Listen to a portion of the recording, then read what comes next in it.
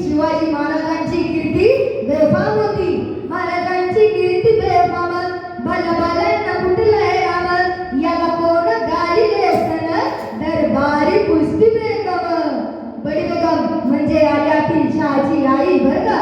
नजरेत तिच्या अंगार, दरबार झाला कपकार, कोणी घेईना पुढाकार, साऱ्यांनीच मांडली हार.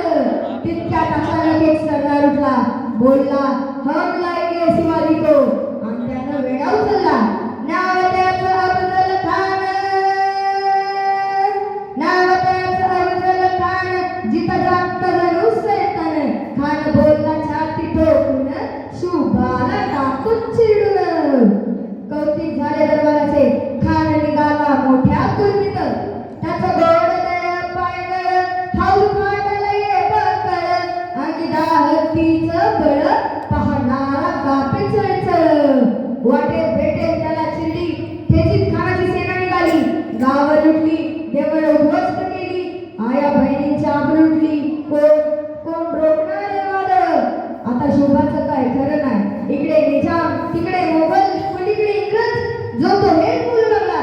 राजाची सेना बरोबर खानाला कसा ठोकणार, काय लढवावा हुंदर, चिंतेत पंत सरदार.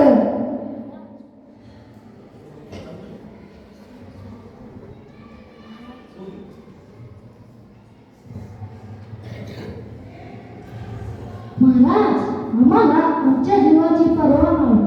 खानाचे सैन्य अफाट आहे, त्यासमोर आपले टिकाव लागणे अवघड आहे. आपण काही दिवसासाठी कुठेतरी अज्ञातस्थळी निघून जावे. काय म्हणालात रायबा? साहेब, आम्हाला आमच्या जीवाची पर्वा नाही. आम्हाला आमच्या जीवाची पर्वा नाही. राजाचे जीव वाचणे गरजेचे. रायबा, शिवबा किरवाळ आमचा पुत्र नाही, तर अवघ्या मराठी जनाचा स्वाभिमान आहे.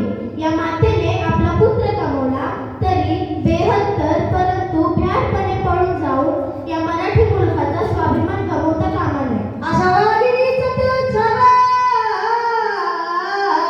अशा वाघिणीचा तो छावा, गनिमाला कसा टेचावा, डोक्यात गणी मी का, भेटीचा धाडला सांगावा.